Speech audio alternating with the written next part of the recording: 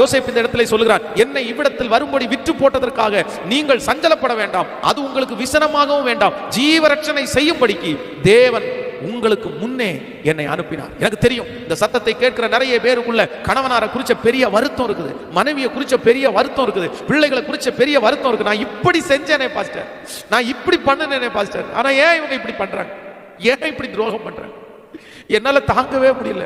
உடைஞ்சு போன உள்ளங்களை நிறைய பேரை பார்க்கிறேன். ஆனா ஆண்டவர் இன்றைக்கு என் மூலமா உங்களுக்கு வார்த்தையை கொடுக்கிறார். சகோதரி, உன் இருதய திடப்படுத்து, சகோதரனே உன் இருதயத்தை திடப்படுத்து. அவங்க மனுஷங்கள் தான், அவங்க உடைப்பாங்க.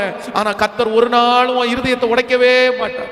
அவங்க உங்க இருதயத்தை உடைச்சது நல்லதுதான். அதனால ஆண்டவர் உங்களை உருவாக்கி இருக்கிறார், உங்களை மனுஷன் யாருன்றதை கற்றுக் கொடுத்தினார். அவங்க உங்களை மனசை காயப்படுத்தினதுனால தான் இன்றைக்கு ஆண்டவர் இவ்வளவு தூரம் உங்களை உயர்த்தி வச்சிருக்கிறார், உயர்த்தி வச்சிருக்கிறார். அதனால இப்போ மனுஷங்க எல்லாம் வருத்தப்படுத்துறத நினைச்சு ஏன் என்ன இவங்க இப்படி வருத்தப்படுத்துறாங்கன்னு நினைக்க வேண்டாம். ஆண்டவரிடத்தில் நெருங்குவதற்காக தான் அதை அனுமதிச்சிருக்கிறேன். ஹல்லேலூயா.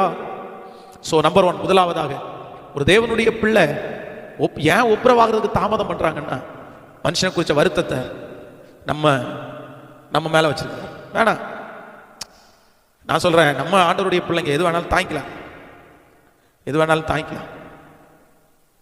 அதான் நமக்கு பலன். என் வாழ்க்கையில மறக்கவே முடியாத ஒரு சம்பவம். நான் இந்த திருச்சபையை நடத்தி கொண்டிருக்கிறேன். கர்த்தருக்கு உண்மையா முழு இருதயத்தோட சொல்றேன், என்னை இப்படி நல்லவன் என்று காண்பிக்கிறதுக்காக அல்ல. எதுல நான் அசால்ட்டா இருக்கணும் இல்லையோ, ஊழியத்துல அசால்ட்டா இருக்கணும் அப்படின்னு நான் நினைக்கவே மாட்டேன்.